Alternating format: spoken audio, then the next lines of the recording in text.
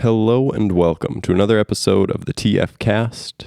Today, we have with us Laura Schultz, host of the podcast Starting to Feel Better and musician. Laura, would you introduce yourself to us a little bit? Yeah, for sure. I am happy to. My name is Laura Schultz. I work at the university as the director of the Violence Awareness and Response program. I host a podcast called Starting to Feel Better. I just started that in April. I think the first episode came out. I'm a musician. I play guitar and write songs and sing them with a band called Goodnight Gold Dust from here in Mankato. And then a new project that I started and was really, really loving, but unfortunately we had to take a break with everything that's going on. That was called Given Names. And then, I'm a therapist too.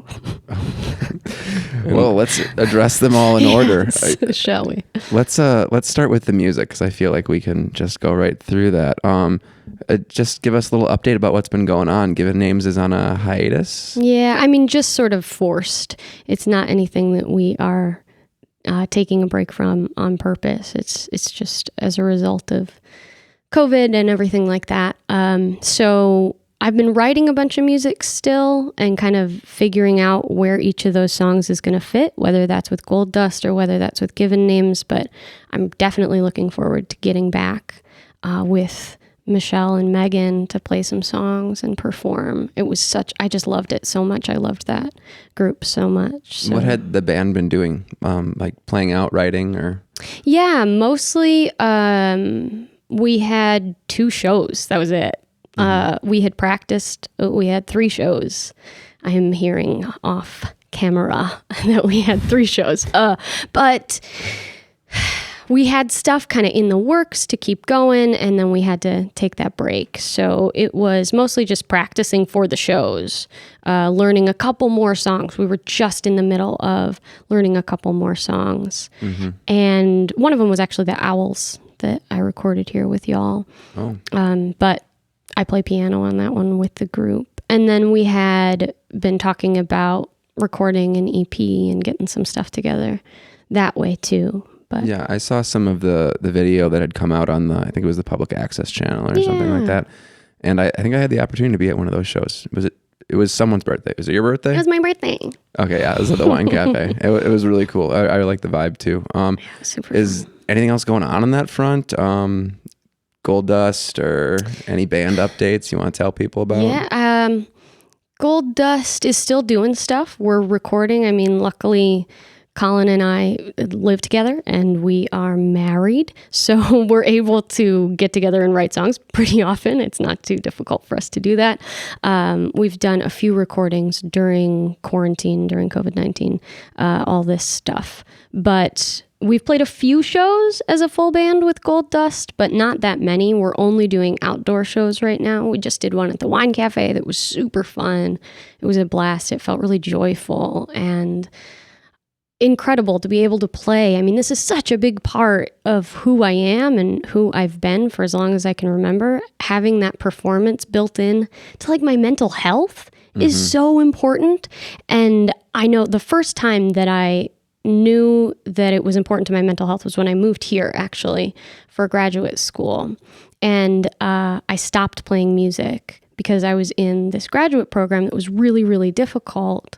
It was the Gender and Women's Studies program, and I was learning this advanced feminist theory and just treading water. And I thought I have to stop writing and playing music and performing music because I just don't have the space for it mentally. And then I became incredibly anxious, and I realized that was such a balance for me. Having music, having performance was such a way to help me cope with the stressors of everyday life. And I'm experiencing that again now, where we don't get to play as often, and I feel it in my body that I'm not able to. What caused you to come to that realization? Did you have to come to different ideas first, or was it apparent?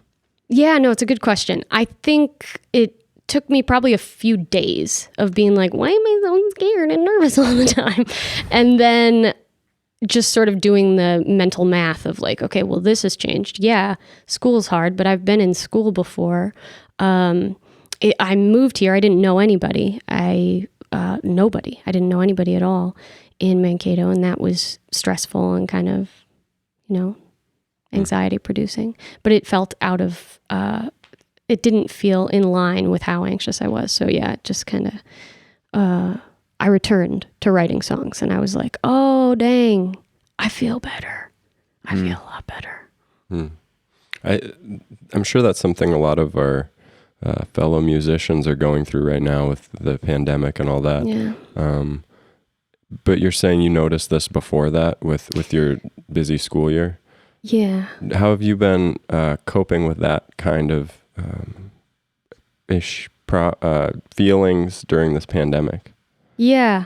Sometimes, it's always evolving, right? So sometimes I'm doing a great job with like daily mindfulness meditation and getting out for a walk or a run. It's mostly a walk these days. And, writing music or being creative in some way. Like, I know that these things are a huge benefit to me and my mental health, but I don't always do a great job with it. I don't know if you all have ever had this experience, but like you're doing really well with something because you're doing all those things, right? Because you're taking out the time to exercise or read or, meditate or whatever it is that is a benefit for you. And then because you're feeling better, you stop doing the things that are making you feel better. I do that all the time and I know better. But so I've been coping well sometimes, and other times letting myself freak out and then refigure out how to cope. Do you know what I mean? Yeah. Does that make sense? I've seen a good number of live performances on social media too, like guitar and vocal stuff. Is that kind of like a Band-Aid or? Yeah. I think when I know that if I give myself structure, that's a huge benefit for me too. So if I say every day I'm going to record a song and release it, then I'm giving myself that time that is structured, and that helps.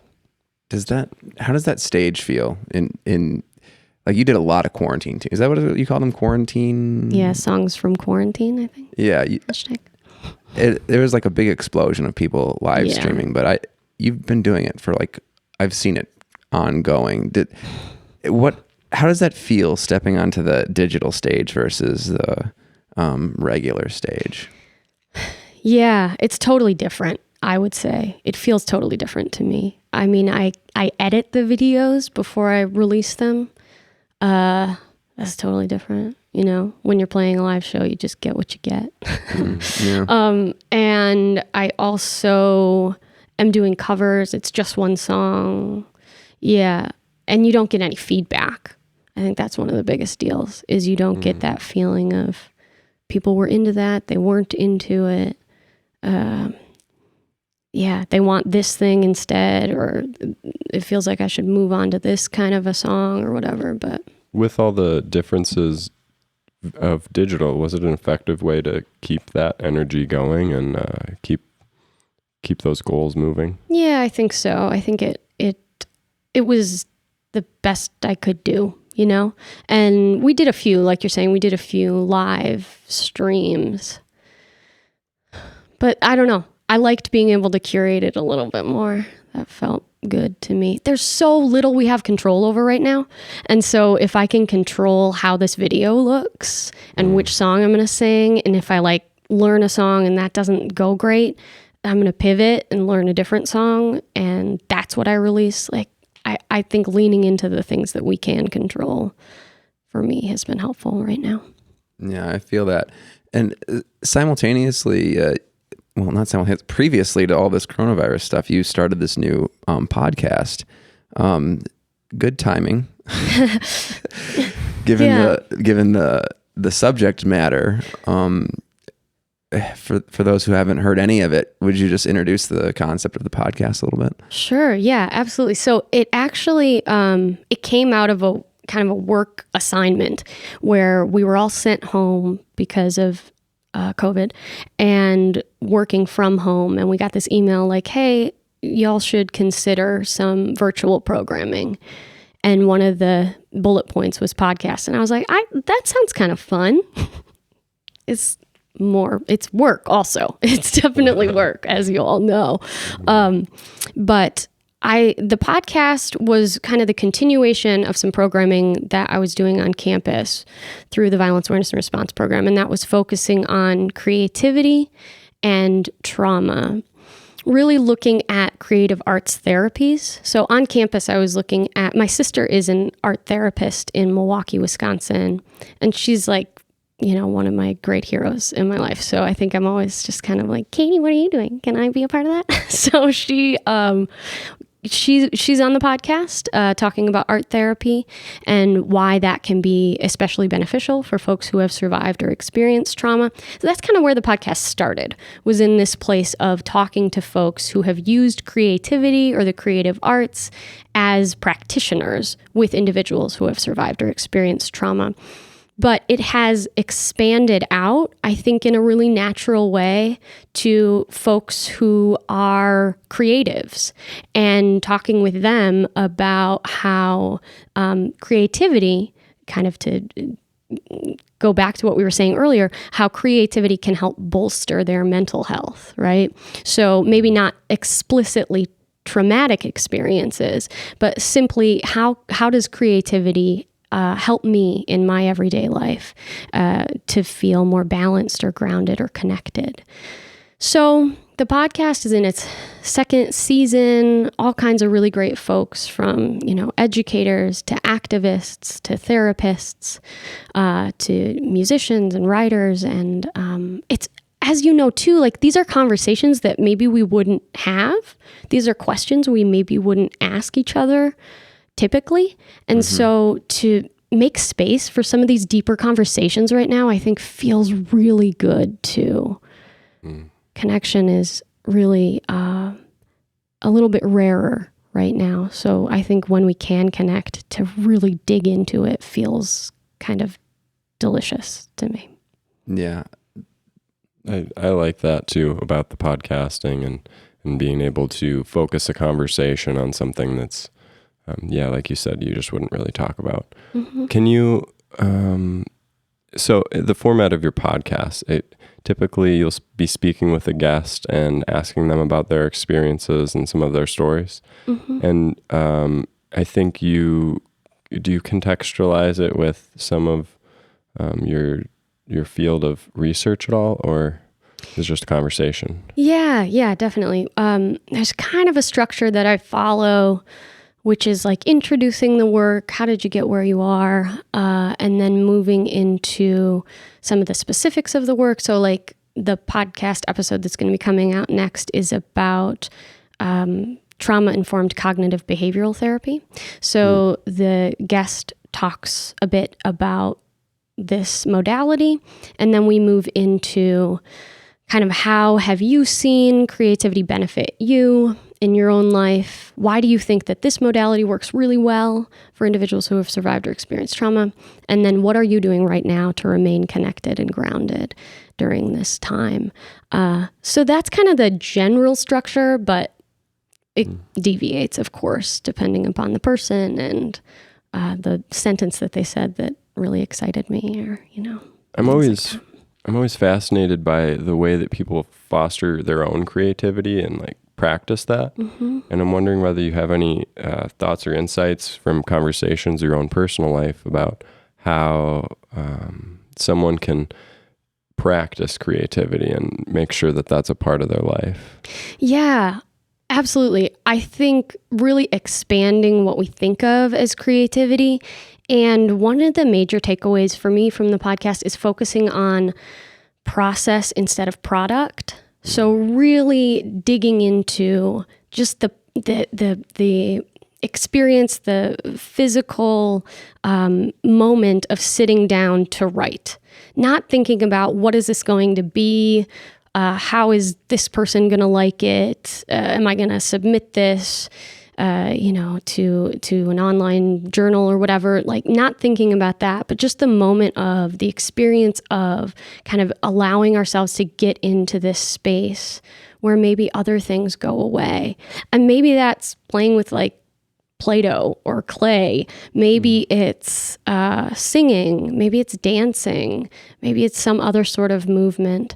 But I think, yeah, kind of to your point, fostering creativity begins with recognizing that creativity doesn't necessarily need to be a song that you're releasing to be on a Toyota ad or something, right? Like it can just be a fun little thing you do. Or otherwise a chore. I saw that a lot during quarantine. It's like, what are you doing right now with your free time? And it's like, that is not like, I have never been less productive than right now, and I do not feel bad. Right. Yeah, totally. Yeah. There's enough pressure for so many other things. And for the thing that maybe gives us the most joy in our lives, why would we saddle ourselves with the sort of heaviness of productivity when everything's already so heavy? Yeah. I think we did see a lot of that with staying at home too. Some of these systems that folks don't always question, like, you know, going into the office or this kind of like hustle mentality that you should just always be doing something. Like people slowed down and like to a large degree, I think some of the same amounts of work got done. Yeah. And I wonder when they have to go back to the office if the attitude is going to be so good. I know. It's going to feel weird. Yeah. Well, back to the creativity and stuff, like one of the ways that I feel like I've experienced that's related but different is even just cooking. It's like a task that focuses your attention, and totally. There's like a little bit of skill involved, or at least like some element of timeliness. And getting back into cooking a little bit helped me figure out some creative things. Because sometimes like the alternative would be focus super heavily on whatever your creative project might be, and that can just be overwhelming or the wrong way of handling it too sometimes. Yeah, and you're making me think about how like we can think creatively about anything. And one way I like to think about that is being curious about things just a little bit more, turning things on their side and getting curious about them in different ways.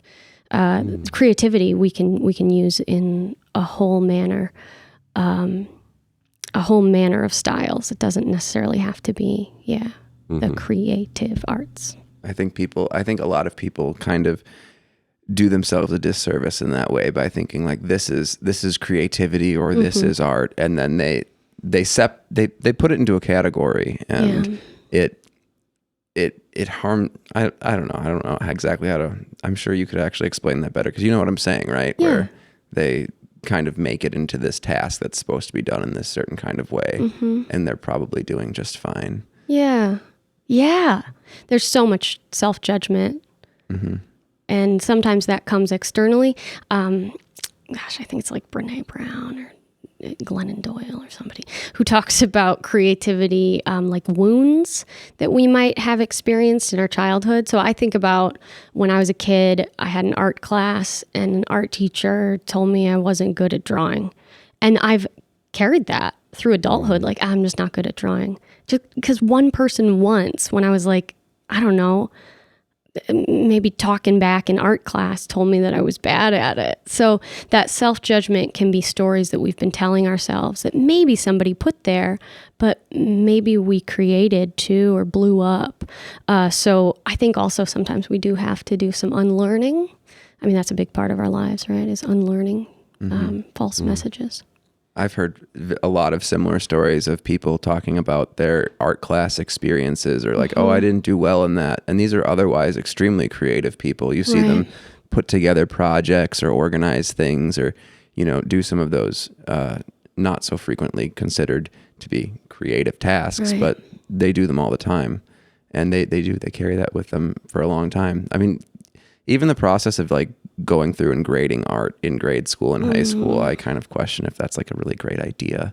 Right. I don't have anywhere to go with that. I mean, maybe you have some idea of. Well, it's curious as to the purpose of that. Like, are you trying to teach someone to be good at, I don't know. I've had good and bad art teachers. So I think there's like some understanding there with the purpose of it and like why you're learning these things and why you're doing something a certain way. Yeah, I think it comes back to that concept of productivity. It comes back to that feeling of like we only create something in order to sell it or show it or, for it to be a part of the hustle mentality, instead of like we create things because there's joy in it and there's beauty in it and there's connection in it. So singing is a great example too. Like I have one of the guests on the podcast is involved in community singing, and she kind of talks about how singing can be so central to who we are and so connecting, but we often think of it as only reserved for people who are in choirs, learning sheet music, conducted.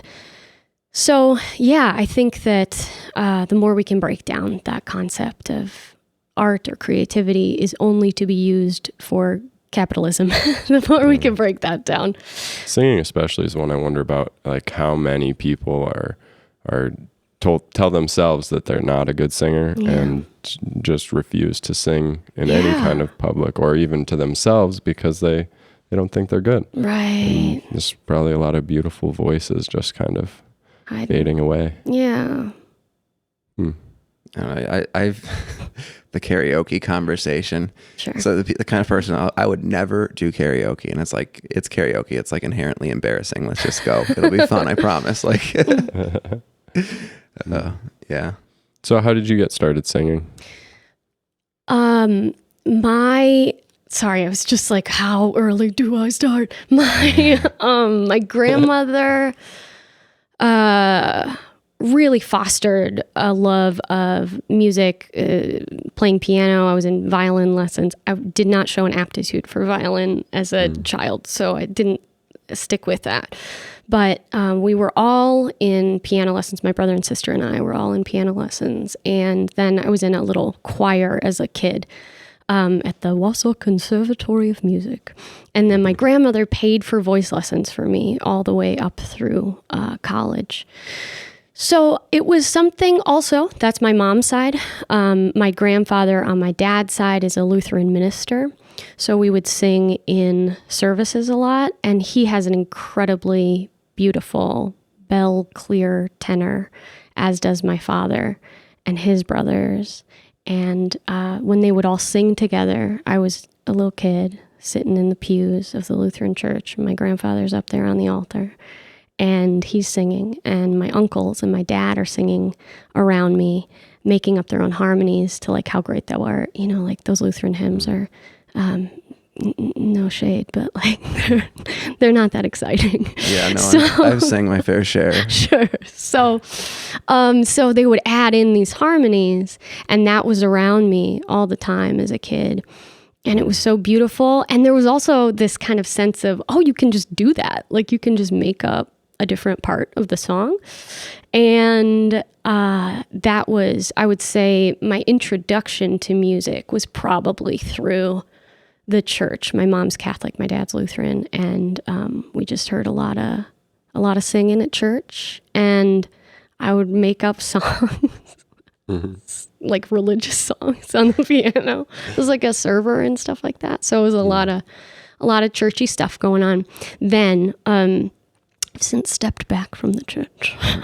But yeah, I'd say that was the primary road in for me. And then I did love choral singing throughout my childhood, and was in a bunch of plays and stuff like that, and sang in those plays and musical theater. It's all the kind of like nerdy stuff that you're not supposed to say that you like, but I loved it. I feel like there's nothing. It's one of my very favorite things in the whole world, to be in a choir and to be surrounded by other people who are singing different parts. It is transcendent to me. I love it so much. There's something special about that. Yeah. I wouldn't know how to describe it, but yeah, that is interesting. I did a little bit of choir, but not much. I don't know. Didn't carry with me very much. What part did you sing? No clue. Okay. A couple of songs. Like the low part? Like the lowest part? Yeah, it was a little lower. Mm-hmm. I don't even know where I'd fit in it, but yeah, that's it. We're doing a choir. Yeah. You want to lead us in something right now? Yeah. Oh, wait, this is a bad idea. Yeah, no. Okay, never mind. No. I would be into like the get the community together to sing thing. I think that's a kick-ass idea. Love that. I don't even know when you would do that apart from like religious stuff or caroling. Like caroling is a thing, but caroling is also a thing. It is a thing. Yes, it is a thing. There have been these, like in the cities and stuff, they do like brewery sings. I don't know. There's a better name for it. Marketing folks will come up with. But where you would get together and maybe over the course of 4 weeks or something, all learn a song together and sing it at the brewery. What? That sounds amazing. Sort of fun. Yeah. Many years on Tuesdays there was this like group of older gentlemen who would go to the wine cafe and sing, and I would go in there to watch Chopped, but like they would often still be there when I got there, and it was nice. Yeah. You know? Is it the Sweet Adelines? No, those were women. River Benders? Blenders? River Blenders. Is that right? Ooh, I don't That's know. interesting. Well, yeah, they had books like Super cool. With their songbooks? Or, Yeah. Interesting. I did love that. My grandfather was in a group like that too. There were these like Lutheran Church Extension Fund conferences that he would perform at. And there was one time he was wearing a yellow suit and he had a small piece of thread hanging out of this yellow suit. And we're sitting in the like Radisson, whatever, conference room, right? And he's about to go up. And I was like, Grandpa, no, you have something sticking out of your jacket. And so I started pulling it and he's like, no, stop it. It was like part of the joke that they were going to do. It's like pull a thread out of his jacket. But it was like yarn. Oh. Yeah, like a big old hunk of yarn. I was just trying to help. I was a very earnest child. There's a lot of things, and I think there's a lot of things within churches and religious practices that relate to, I think even a little bit of like trauma and coping with difficult times, but singing, and there's a lot of things that if you remove yourself from that, typically you lose it. And as someone who hasn't been a part of that, there aren't very many, I don't know, it's like there's not very many good ways to get that without being involved in a religious institution. And I wonder if through your work and through the evolution of your practices and that, you see any kind of a future for non-religious, like community healing, processing difficult emotions like birth, death, and giving people an opportunity to sing. That was a lot, but... Yeah, it makes me think about, so at MSU, a couple of times we've done a choir through the Violence Awareness and Response Program, where we learned, the first song that we learned was by M-I-L-C-K was what she went by. And it was all a cappella, and she wrote this beautiful, beautiful song about healing from sexual assault. And it was I think it was like 5 parts. Maybe I think it was more than that. And I cut it down to be like 5 part. And we had maybe 4 or 5 people on each part at MSU. And I would, over my lunch break or different times in the day, I would meet with the altos, and then I would meet with the sopranos, and I would meet with everybody to learn their parts. And then we performed it at Take Back the Night. And then we did another song just a couple years ago that was a Kesha song, that praying song, which is also about healing from sexual assault. And that was a really terrific way that Jessica Flatiquel passed away, but she was my boss, and she was always in the choirs too. And she so encouraged me to bring that creativity to the work, even when perhaps it's not the first thing that we might think of for like the director of the Violence Awareness and Response Program to spend 5 hours a week doing. But that was one of my favorite professional experiences, was being able to bring choral music to the community and to folks who maybe themselves were victims and survivors, or who were allies with victims and survivors of sexual assault and intimate partner violence. So I think there are ways, absolutely, that we just have to kind of make them, like in maybe like Madison, which is where my friend Bridget is from, who talks about the community singing, and like there's a pretty robust community of community singers in Minneapolis, St. Paul area too, but it would just be kind of about making it here, or making it on a smaller scale, or, pulling folks together.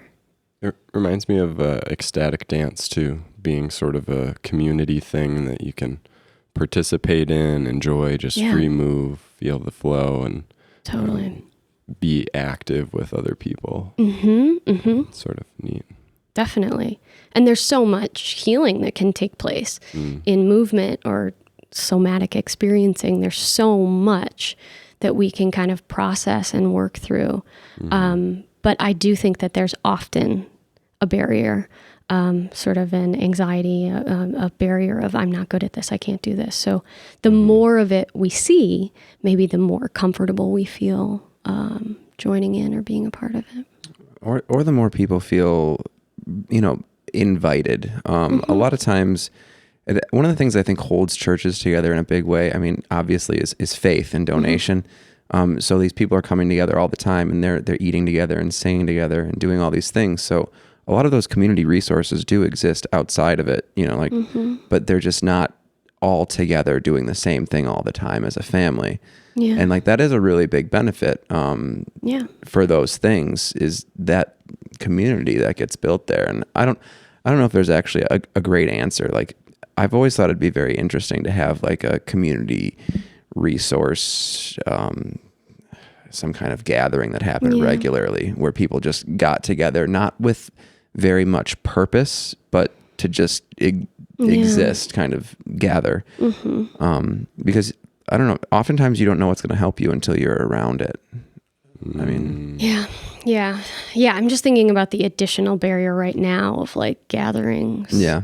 And how maybe this is part of the reason that we're having this conversation, is that we're hungrier for it. And we recognize now what it is that we're hungry for. This is the time to do the planning, I suppose. Yeah. You can see people act out about it. I mean, just working in the service industry, you can see people like testing the limits of, like what it is. And I think that they're rebelling against the wrong thing. They like push the mask thing a little bit, there's like no one in a room and they're moving through it and they're like rebelling a little bit. And it's just like I see what you want, but I don't think this is the way to get it, and it is frustrating. I think people just want to exist normally without a conversation that is needlessly political. Like caring about people. Totally. That's all I'll say about that. I don't think any anti-maskers made it this far. Probably not. Yeah. Probably not. Yeah. Well, maybe coming out of this, we can develop some sort of future thinking community engagement. Absolutely. Ways of being. Be interesting. So did we covered the podcast, we covered your bands. We talked a little bit about the songs you played for us today. Can you tell us just a little bit about I know there were two, there was a new one. Yeah. Okay. Well, actually, back from all that, I want to hear a little bit about your writing process for music, and then I think that ties in with the first one a little bit or something. I'll just let you go for it, but writing process and an everyday kind of challenge that I know you and Colin had going on. Yeah.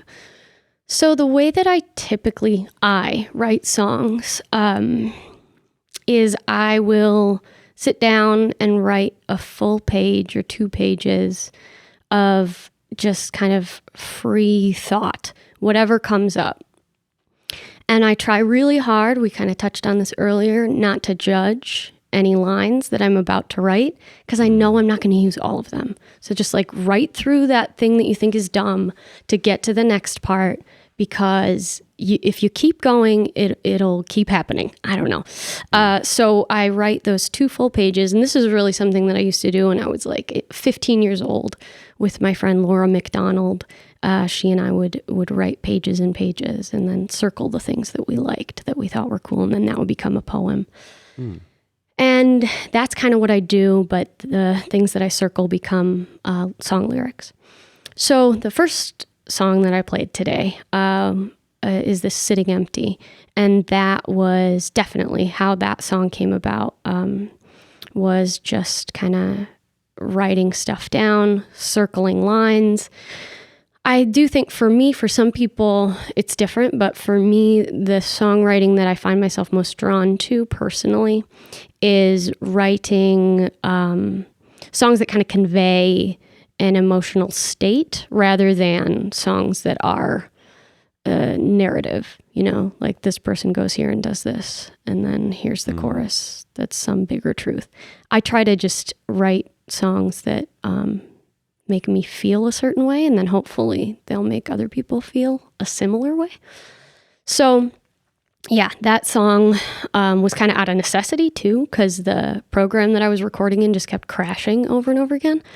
And so I had a song like done, and it just like wouldn't let me post it. So I just did an all a cappella version of the song out of desperation. And then it turned out okay. So I learned it for today to perform. But yeah, overall, the songs that I write are really just kind of free writes that I turn into songs. And what instrument do you typically do the working with in the beginning? Yeah, so I'll write the lyrics, and then I'll bring in a guitar and find a chord progression that makes sense. Sometimes after writing the words, I will have a melody in mind, and then I'll have to like make the guitar chords fit. But most often, it's more about the rhythm of the words, and I can make that fit in any chord progression. Sometimes I'll move it to like piano or something like that, but usually for me, it's just guitar. How many songs do you think you've written in the last time limit, or ever? Maybe both. Last year and then ever. Okay. The amount of songs that I think that I've written in the last year, I would say, is probably like 25. It's kind of a lot. That's cool. And then ever, 70. I don't know. There are a lot of songs that are bad that I've written that just like never ever saw the light of day. They are songs that I have not liked. I won't say they're objectively bad. My mom probably likes them a lot, but they're not necessarily songs that I would want to perform out. The first song I ever wrote was with my friend Laura McDonald, and it was about our history teacher, Mr. Schneider. So that's like not in regular rotation at Gold Dust shows. But it is a song that I did write. Yeah, so it counts. Yeah. Have you ever gotten one of your lesser works stuck in your head? Like no one's heard it but you, and it's a plague. Probably. Oh, I'm sure. As soon as I finish any song, that song's going to be stuck in my head at least for the rest of the day. Another thing I was kind of curious from how you were talking about the process of writing, do you have like a cadence to how you write physically? Because I don't know, just how you described it that way. Yeah. So I'll write sometimes, like I'll write the whole page in a rhythm. Like every line will be kind of rhyming, or the syllables will match up in a certain way that like or whatever, right? And then I screw that all up because I just select some of the words and then I make a new rhythm with it. So sometimes it's also much easier to write than other times. Like, oh gosh, I think it was Linda Berry. Magda. She is an author and an illustrator, and she came to campus for one of the Good Thunder writing series. And she talked about how if you get stuck writing, just like draw circles so that your pen is still moving and your brain is still working a little bit. So sometimes I'll do that if I'm just like cannot get anything out. But I always finish those 2 pages. I always fill up 2 pages. Otherwise, I feel like I'm kind of shooting myself in the foot, you know? I'm not giving myself as many things to choose from. Do you find that the spark of creativity and inspiration is kind of fleeting, or are you able to kind of hold on to that? Totally. I think it's totally fleeting. And I think it's almost a myth, because I think I have to create it. I have to, I can manufacture it. And I think once I realized that I can manufacture it, that I can just set up the room in such a way and bring in this notebook and light this candle or whatever it is, you know, put a little spell, I can create. We can always create. It's just about maybe if we're feeling depleted or, you know, kind of bummed out or whatever it is, and we're just not able to, or it doesn't feel good. But I used to wait for that creativity spark to come, because it does, but for me, it's not that often. It would be like every, 2 or 3 months, I would write a song. And while that's fine, it depends on what you're going for. I was really wanting to do more and to have more to choose from. And that's what all these songs, I think every song, maybe except for California that I did, came out of like sitting down, giving myself 2 hours to write a song, to get it written, to get it recorded and shared out. Otherwise, like I just said about myself, like some of the songs are bad. I wouldn't have shared Sitting Empty, that first song, because I was so frustrated. It wasn't about like, I think this is good. It was like, just need to make something and put it out. So I think creating, again, that structure for myself and sitting down and saying, okay, I'm going to be creative right now. Whatever comes of it is what comes of it. I like that. There was something around when I remember, I think the reason that I was introduced to that song is because you had some frustration on social media where you were like announcing, like, I'm putting out more songs, and Sure. I don't remember what it was, but there was some like post directing people to go over there. And that's how I ended up seeing it. I was just like, this is a great rainy day song. It might have been raining that day. It did it for me. I orchestrated that. It was the spell. That's cool. Well, I think we're going to begin to wrap it up there. You got any other questions? I don't have any specific questions. I mean, you did say one thing that was, you said the obvious exception being California. Maybe obvious to you. Oh, sure. Yeah. Did I say obvious? Yeah, it was, that one wasn't, I just wrote it so long ago. It was still in that time where I was only writing songs when I felt inspired. Oh. So I was sitting at our old apartment, and I was inspired to write that song. So I wrote it all in one go, which is how I usually write songs, is all in one go. I don't do a lot of editing because I think once I start editing, then I second guess everything. There have been lines where like Colin will come in and be like, what if we tried this instead with this one little part? Specifically, there's a line in Broken Wing that like I didn't realize how little sense it made until he suggested something that made sense. And I was like, oh yeah. That's about a bird. And the song's about a bird. And mine was like about snow or something. So, but yeah, so that one, I was still in the headspace of only write songs when the song calls to you. But now I say, there's a well, it's not going to dry up. Yeah. It's important for people to understand that you can create the environment for you to be successful rather than like just wait for it to show up. Right. Yeah. For me, that's been a real turning point. That's awesome. Yeah. Well, it's great to hear about your podcast, and we wish you the best with it. And we're excited for all the music to come. Yeah. Where can people find it if people are looking for your projects? For sure, yeah. So the podcast is on like Anchor and Spotify and those kinds of places. And then music is all over the place. Given names isn't really, we don't have anything yet because like I said, we had 3 shows and we're still kind of figuring out what we're going to share. But we do have a video that we recorded with New Ulm Public Access. And so you can find it at New Cat on their YouTube page. And Goodnight Gold Dust, we've got goodnightgolddust.com and Facebook and Instagram and stuff like that. Right on. And the name of your podcast again is? It's called Starting to Feel Better. Great. Well, thank you for joining us. Absolutely. Till next time. Thanks for having me.